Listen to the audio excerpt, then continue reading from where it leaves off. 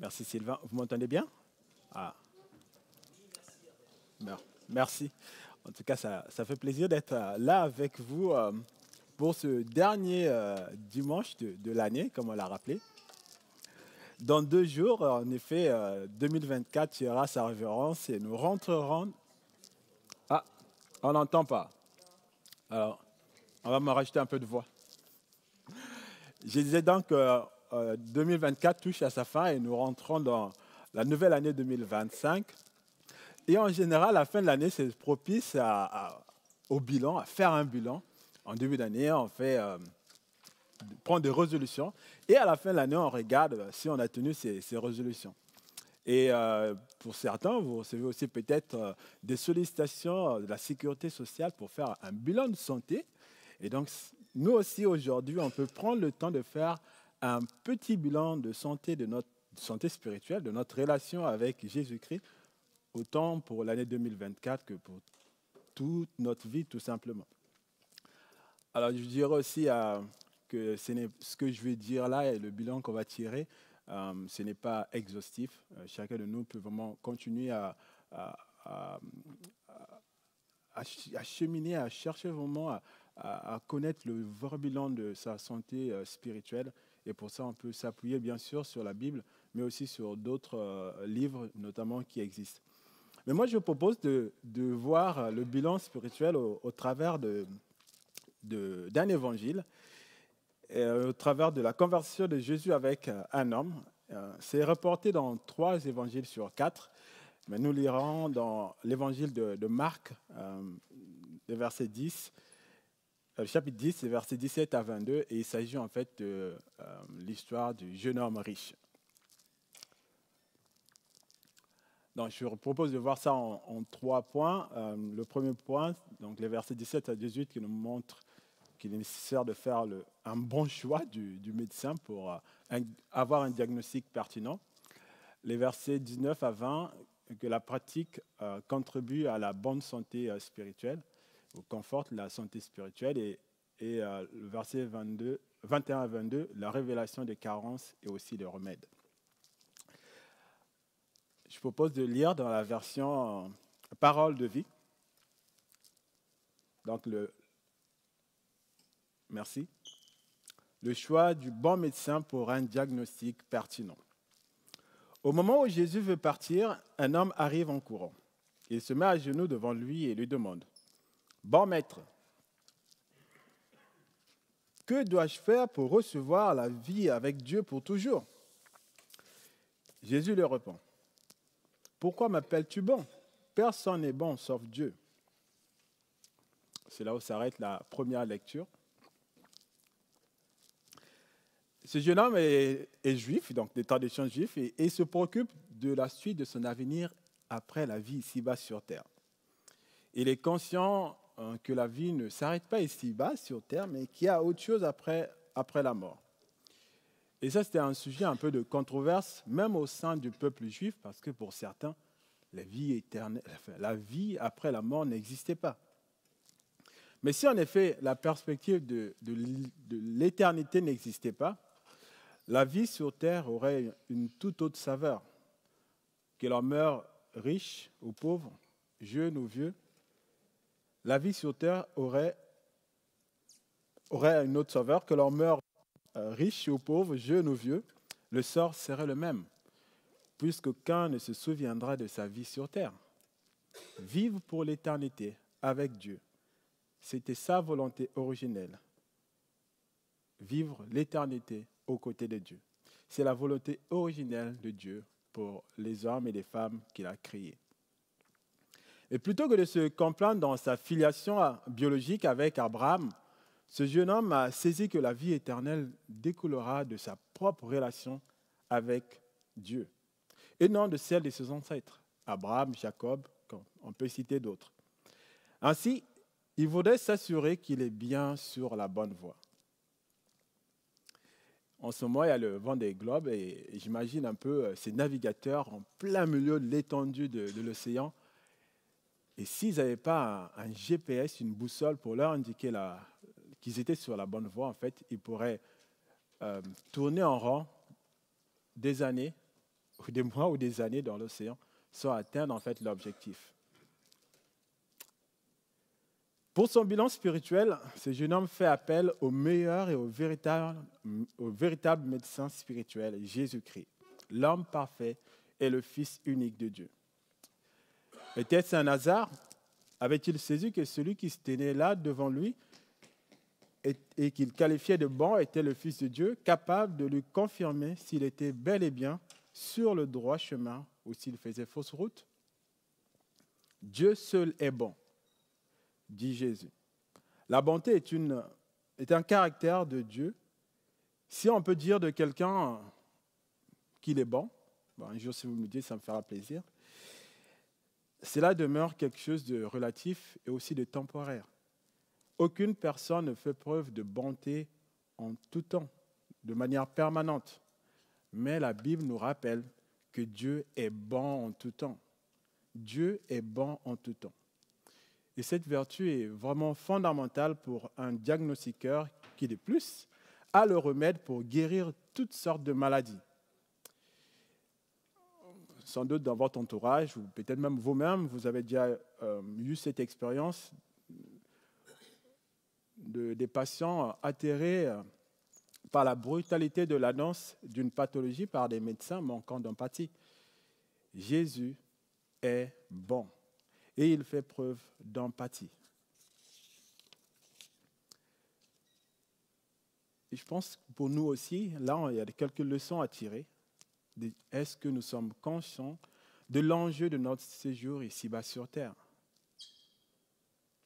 Est-ce que nous sommes conscients de l'enjeu de notre séjour ici-bas sur Terre? Si vous n'avez pas encore reconnu Jésus comme Seigneur et Sauveur, il est encore temps de se positionner. Et pour ceux qui ont confessé Jésus comme leur Seigneur et leur Sauveur, ils sont appelés à la persévérance et à la vigilance. Tout comme le jeune homme riche ne s'est pas contenté de sa filiation biologique avec Abraham pour avoir la vie éternelle, ne soyons pas des chrétiens de nom, mais des disciples de Jésus-Christ. C'est-à-dire des personnes qui ont cru en lui comme Seigneur et Sauveur et qui ont une relation intime avec lui. Et cela se traduit par une obéissance à sa parole. Reconnaissons l'autorité de Jésus-Christ et prenons conscience de l'enjeu de notre passage ici-bas sur terre. Et faisons le bilan d'étape de notre relation avec Jésus-Christ. Il est plein de bonté et d'empathie. La suite du texte, versets 19 à 20, montre que la pratique conforte la santé spirituelle. Je continue la lecture. Tu connais les commandements. Ne tue personne, ne commets pas d'adultère, ne vole pas, ne témoigne pas faussement contre quelqu'un, ne fais pas de mal aux autres, respecte ton père et ta mère. L'homme lui dit, Maître, j'obéis à tout cela depuis ma jeunesse. Le questionnaire de bilan de santé spirituelle débute par une série de renseignements qui peut sembler anecdotique, mais qui aboutira à une conclusion pertinente sur l'état de santé du jeune homme riche. Et cette section du questionnaire concerne la relation dite horizontale, la relation avec les autres. Il rappelle le deuxième plus grand principe d'une bonne santé spirituelle, aimer son prochain comme soi-même. Et ça, c'est Jésus qui le dit encore dans Marc 12, verset 31. Voici le deuxième, tu aimeras ton prochain comme toi-même. Et le jeune homme semble exceller dans cette section car dès sa jeunesse, dit-il, il a pris la résolution éprouvée de satisfaire aux exigences de Dieu dans les relations humaines. Et plus tard, Jésus, dans son ministère, donnera sa conception de l'amour dans les relations humaines. Jean 13, 34. Je vous donne un commandement nouveau. Aimez-vous les uns les autres. Comme je vous ai aimé, vous aussi, aimez-vous les uns les autres. Comme je vous ai aimé, vous aussi, aimez-vous les uns les autres. L'amour envers son prochain doit donc s'inspirer de celui de Jésus-Christ, de celui que Jésus a eu envers ses prochains. Il les a aimés au point de donner sa vie pour leur salut. Et nous sommes encore aujourd'hui au bénéfice de cet amour et du sacrifice de Jésus-Christ. Peut-être que toi aussi, dans cette section, ton score est au top, que tu as excellé dans les relations humaines et que tu peux dire « j'ai aimé l'autre comme moi-même », j'ai juste envie de dire « gloire à Dieu et continue dans cette lancée ». Et si tu es peut-être comme moi et que tu penses ne pas avoir été à la hauteur de l'exigence de Dieu et que tu n'as pas aimé de l'amour sacrificiel de Jésus-Christ, reconnais-le, demande l'aide de Jésus-Christ. Plutôt une maladie est diagnostiquée et soignée, moins elle prendra de l'ampleur et moins elle aura des conséquences néfastes ou préjudiciables qui peuvent aller jusqu'à la mort. Il y a de l'espérance et de renouvellement si nous nous confions en Jésus-Christ et si nous désirons vivement le changement dans ce domaine. Manifester l'amour véritable est un baromètre important de la santé spirituelle. Manifester l'amour véritable est un baromètre important de la santé spirituelle. On continue la lecture, les versets 21 à 22 qui nous montrent la révélation des carences, j'ai envie de dire, du jeune homme et aussi le remède que propose Jésus. Jésus le regarde avec amour et lui dit « Une seule chose te manque. Va, vends ce que tu as et donne l'argent aux pauvres. Alors tu auras des richesses auprès de Dieu. Ensuite, viens et suis-moi. » Mais quand cet homme entend cela, il prend un air sombre et il s'en va tout triste parce qu'il possède beaucoup de choses. Dans un bilan de santé, ce qui est superficiel n'est souvent pas pertinent pour pouvoir juger de la bonne santé. Parfois, une prise de sang peut être nécessaire et ça fait parfois mal. Ou un scanner, ou une IRM. Et après, un diagnostic avantageux, j'ai envie de dire, pour le jeune homme riche, comme si Jésus, le diagnostiqueur, plein d'empathie, ne l'avait pas choisi par hasard, il avait vraiment choisi pour l'encourager. En commençant par un questionnaire qui le conforte, qui conforte le jeune homme. Jésus approfondit le diagnostic.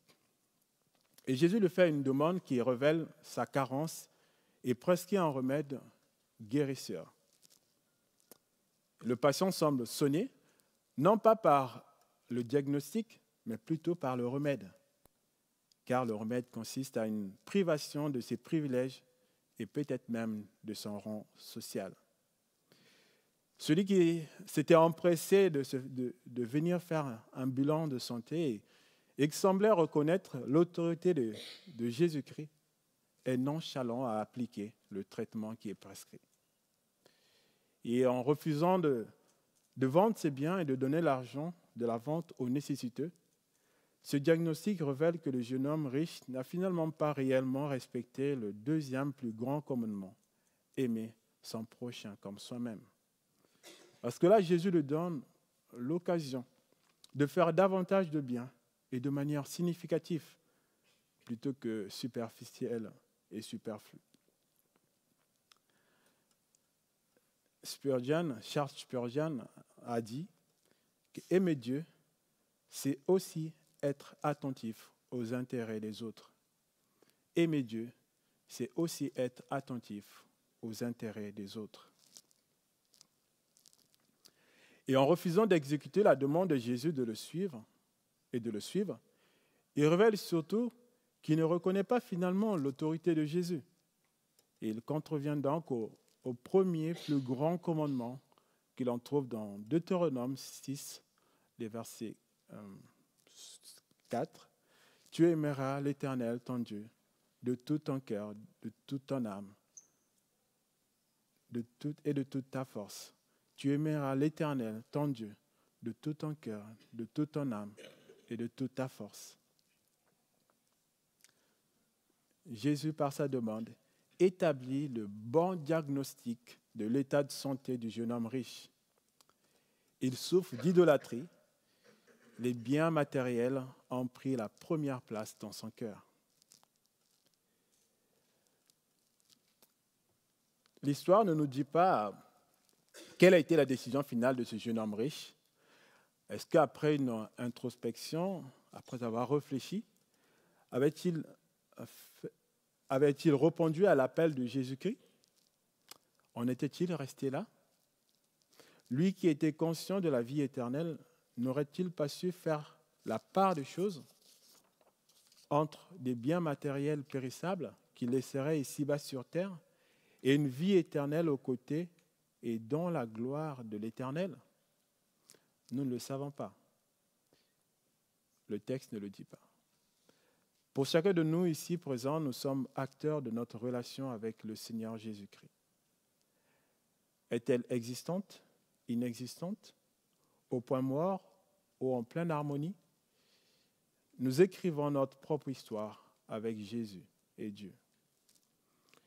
Et notre bilan de santé spirituelle révélera sans doute une ou des carences. Mais ce n'est pas une fatalité. Il y a 4 jours, nous nous sommes souvenus de la naissance de Jésus-Christ, le Fils de Dieu. Emmanuel, Dieu avec nous. Jésus, le diagnostiqueur, est présent et nous accompagne sur le chemin de la guérison. Jésus, le diagnostiqueur, ne nous accable pas. Bien au contraire, il est conscient de notre besoin et de notre état. Toujours dans l'évangile de Marc, au chapitre 2, et verset 17, Jésus dit ceci: ce ne sont pas les bien portants qui ont besoin de médecins, mais les malades. Je ne suis pas venu appeler les justes, mais des pécheurs à changer d'attitude. Même si notre bilan de santé spirituelle révèle des carences, ce n'est pas une fatalité. Il y a de l'espérance et de l'espoir. Pour 2024 et pour les années antérieures et peut-être aussi pour l'année à venir, mais d'abord pour les années passées, on peut vraiment se poser cette question-là personnellement. Qu'est-ce que le Seigneur veut que nous cédions pour avoir une bonne santé spirituelle? Qu'est-ce qui nous a empêchés de pouvoir répondre à l'appel de Jésus? Et dans plusieurs domaines. J'ai listé un certain nombre de domaines, libre à vous de pouvoir le compléter, ce n'est pas exhaustif. Mais par exemple, dans la reconnaissance de l'autorité de Dieu dans ma vie, est-ce que Dieu a vraiment une place centrale dans les diverses sphères de ma vie? Dans la lecture de la parole de Dieu, est-ce que je prends le temps de lire la parole de Dieu parce qu'elle est essentielle, que Jésus a dit que nous manger le repas physique ne suffit pas, mais qu'il nous faut aussi manger le repas spirituel, sa parole. La prière, est-ce que je prends le temps de prier? Est-ce que c'est un domaine dans lequel où je suis assidu? Et moi, j'ai vraiment été émerveillé de voir que Jésus, le Fils de Dieu, qui était parfait, il prenait du temps de prière avec lui. Et moi, c'est ce qui m'a vraiment encouragé à un moment en me disant, mais si Jésus le faisait, c'est que c'était important et que moi aussi, je dois le faire. Et ce sont des domaines dans lesquels moi aussi, je dois progresser. Rassurez-vous, hein, je n'ai pas atteint tous ces objectifs, je suis comme vous. Le pardon à accorder à ceux qui nous ont offensés. Est-ce qu'au cours de 2024 ou les années passées, c'est un domaine dans lequel où Dieu m'a montré des choses à faire et je n'ai pas fait? Est-ce qu'il y a quelqu'un qui mérite mon pardon? Rappelons-nous que Dieu nous dit qu'il nous pardonne à condition que nous aussi nous pardonnons aux autres. C'est dans le Notre Père. La communion fraternelle de manière authentique. et l'amour envers les non-chrétiens. Dieu nous a, en croyant en Jésus-Christ, nous a fait entrer dans une grande famille et veut que nous soyons des frères et des sœurs dans cette famille, de manière authentique. Il veut aussi que nous manifestions de l'amour envers ceux qui ne le connaissent pas encore. L'engagement aussi dans la vie de l'Église, la vie de l'Église locale, est-ce que je suis juste un chrétien du dimanche ou je suis un chrétien qui prend sa place dans l'Église, là où Dieu l'a placé avec ses dons? La recherche de la croissance spirituelle, est-ce que j'aspire vraiment à connaître davantage Dieu pour mieux le servir, pour mieux le respecter? Et la sanctification, est-ce que je prends conscience que Dieu m'appelle à être à part, à ne pas me complaire dans des activités ou dans des domaines qui ne le glorifient pas? Et puis l'évangélisation. Si on est là aujourd'hui, vous et moi, si nous avons cru en Jésus, c'est qu'il y a un jour quelqu'un qui nous a parlé de Dieu. Et Dieu veut aussi que nous fassions de même, que nous puissions parler de lui à ceux qui ne le connaissent pas ou à ceux qui ne l'ont pas encore choisi comme Seigneur et Sauveur. Merci. Vous pouvez vraiment continuer cette liste-là, mais elle nous rappelle juste que notre relation avec Dieu doit être sincère, palpable, et que nous devons progresser dans des domaines qui nous confortent vraiment dans notre relation avec Dieu. Dans la suite de l'histoire du jeune homme riche, les disciples de Jésus s'étonneront de ses parents, disant que il est plus facile à un chameau de passer dans le trou d'une aiguille qu'à un riche d'entrer dans le royaume des cieux. Mais moi, je suis très étonné par ça.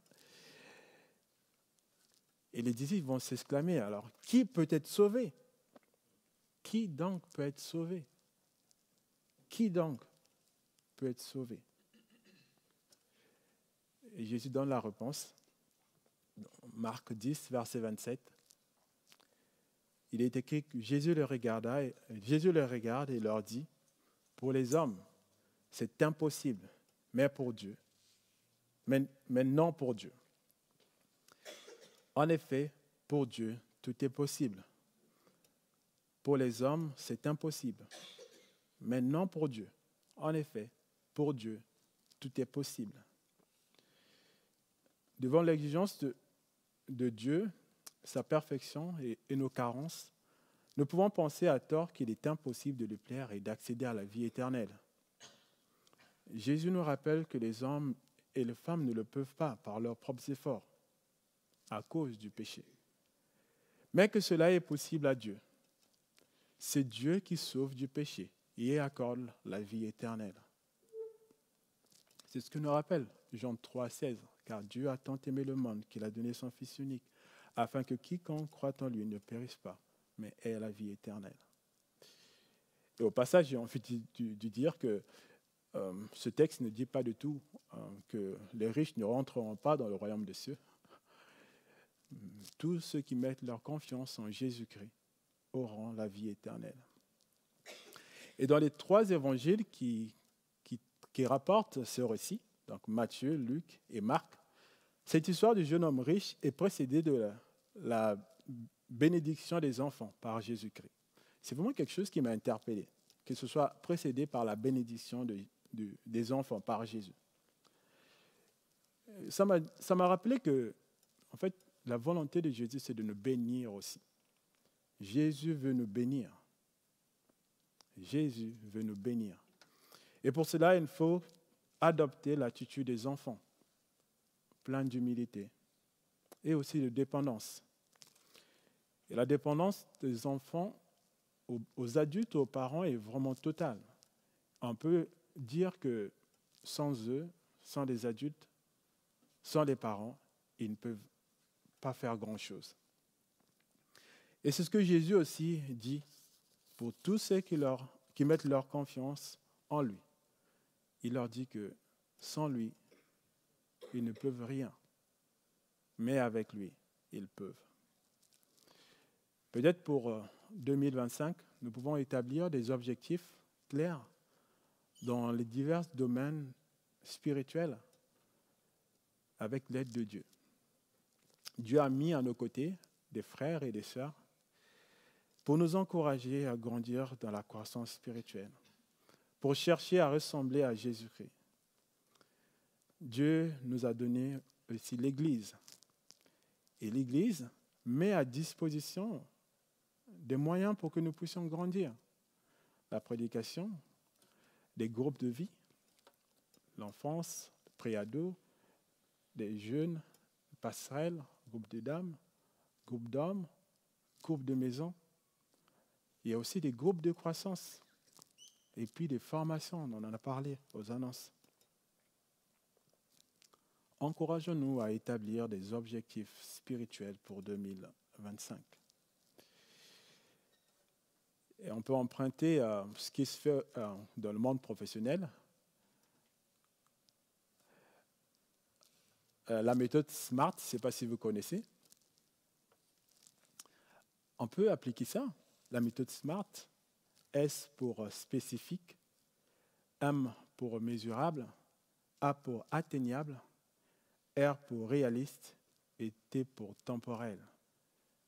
S, on peut y mettre dedans tous les domaines dans lesquels on veut avoir des objectifs et avancer. Tous ceux que j'ai cités moi, par exemple, la reconnaissance de l'autorité de Dieu, la lecture de la parole de Dieu, la prière, le pardon à accorder, la communion fraternelle et l'amour envers les non-chrétiens, l'engagement dans la vie de l'Église locale, la recherche de la croissance spirituelle, la sanctification, l'évangélisation. Et M, mesurable. Disons-nous par exemple des objectifs. Dans la lecture de la Bible, je vais lire au moins un chapitre, 2-3 versets de la Bible par jour. Et c'est vraiment quelque chose que l'on peut mesurer. Atteignable, être un peu modeste au début. Ne pas prendre des objectifs qui paraîtraient trop hautes. Réalistes, c'est vrai que parfois on a, dans nos vies, on a aussi une vie professionnelle qui peut faire que les activités, par exemple, auxquelles on aura du mal à participer de manière régulière, on peut avoir cette bonne volonté de pouvoir le faire, mais ça peut être pas réaliste. Mais on peut avoir un objectif réaliste. Par exemple, si je travaille deux dimanches sur 4, je travaille, je peux me dire les 2 autres dimanches, je m'organise pour être présent. C'est réaliste. Plutôt que de dire, voilà, je vais tout faire pour être présent que tous les dimanches, alors qu'on sait que dans sa vie professionnelle, on travaille le dimanche. Bon. Et ce ne sont pas visés ceux qui travaillent les samedis et le dimanche. C'est juste un exemple. Et puis temporel, ne pas donner un objectif qui ne sera pas mesurable, qui ne pourra pas être... qu'on ne peut pas mesurer en fait. On peut juste dire, OK, au cours de l'année 25, au cours de l'année 2025, je vais prendre le temps de lire ma Bible. En fait, c'est un objectif qui n'est pas du tout... qu'on n'a pas mis dans le temps, en fait. Et du coup, le grand risque, c'est de perdre de vue cet objectif et finalement ne jamais l'atteindre, ne jamais mettre les moyens pour l'atteindre.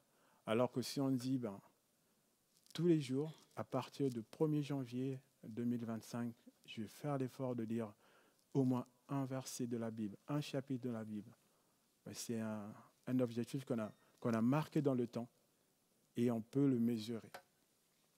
Voilà un outil et je vous encourage surtout à utiliser ce que l'Église a mis à disposition. Et moi, je trouve que les groupes de croissance, c'est vraiment quelque chose de bien qui permet vraiment de s'encourager les uns les autres de la lecture de la Bible. Les groupes de maison également, c'est vraiment quelque chose de fondamental qui nous permet déjà entre nous de mieux nous connaître et de pouvoir échanger sur nos défis, de pouvoir s'encourager, prier ensemble et grandir dans la maturité spirituelle. Oui. Soyons conscients de l'enjeu de notre passage ici-bas sur terre. et de la nécessité d'être en bonne santé spirituelle. Je cite encore Spurgeon qui dit que entretenir une communion perpétuelle avec le Seigneur Jésus est la première chose qui donne la santé à notre âme. Entretenir une communion perpétuelle avec le Seigneur Jésus est la première chose qui donne la santé à notre âme, exalte sa gloire et nous rend utiles. Alors nous savons ce qu'il nous reste à faire si nous voulons avoir une bonne santé spirituelle. C'est entretenir une communion perpétuelle avec Jésus-Christ. Je vous invite à la prière.